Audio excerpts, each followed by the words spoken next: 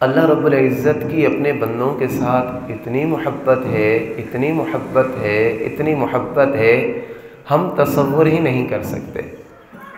حدیث پاک کے اندر آتا ہے، جناب رسول اللہ صلی اللہ علیہ وسلم نے ارشاد فرمایا کہ اللہ رب العزت اپنے بندوں کے ساتھ 70 ماؤں سے زیادہ پیار کرتا ہے۔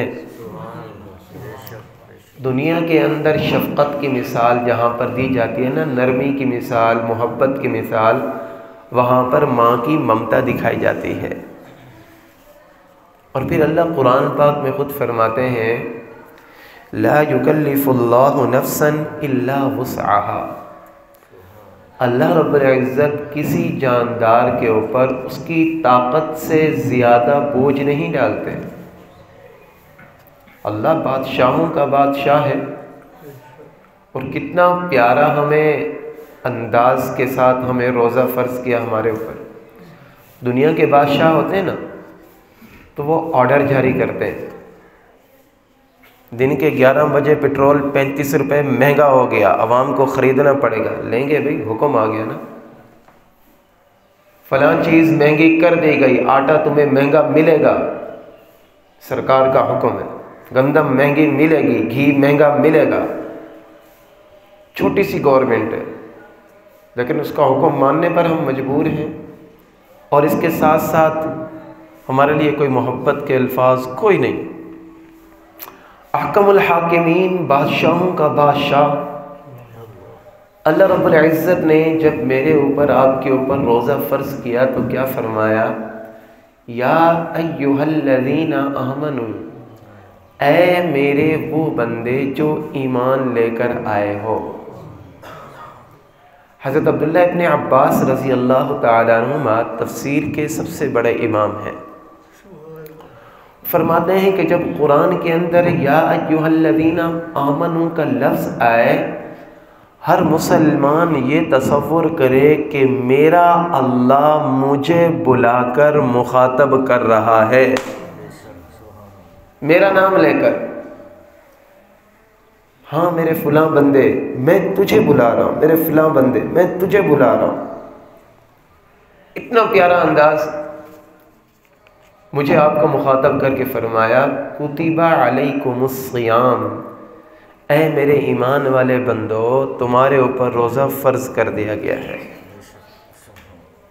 اور ساتھ ہی فرمایا گھبرانا نہیں ہے، ڈرنا نہیں ہے، کما کتب علی الذین من قبلکم، یہ تم پہلی امت نہیں ہو، پہلی جماعت نہیں ہو کہ جن کے اوپر اللہ نے روزہ فرض کیا ہو اور تم یہ سمجھو کہ ہمارے اوپر زبردستی کر دی گئی۔ نہیں نہیں، تم سے پہلے لوگوں کے اوپر بھی روزہ فرض کیا گیا تھا،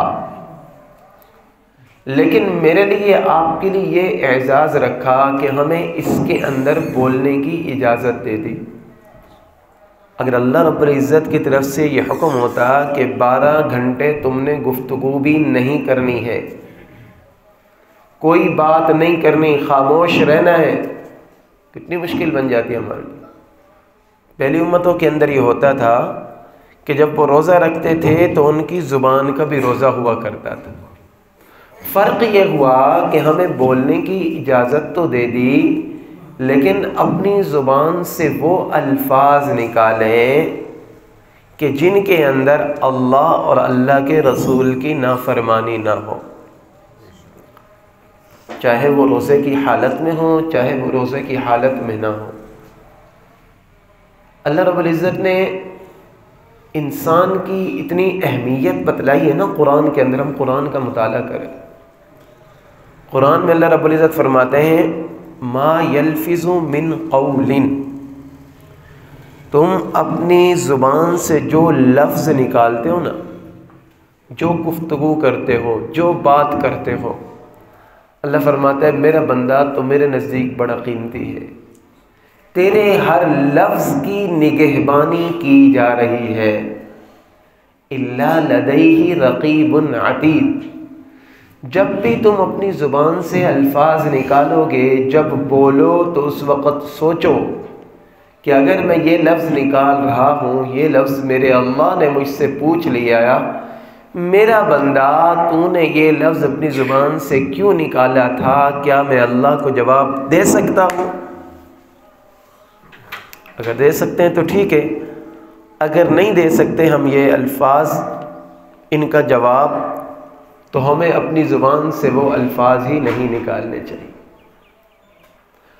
تو فرمایا کما کتب علی الذین من قبلکم، یہ تمہارے اوپر ایسے فرض کیا گیا جیسے تم سے پہلی امتوں کے اوپر روزہ فرض کیا گیا تھا۔ کیوں فرض کیا گیا؟ لعلکم تتقون، تاکہ تم پرہیزگار بن جاؤ، تاکہ تمہیں اللہ رب العزت کا قرب حاصل ہو جائے۔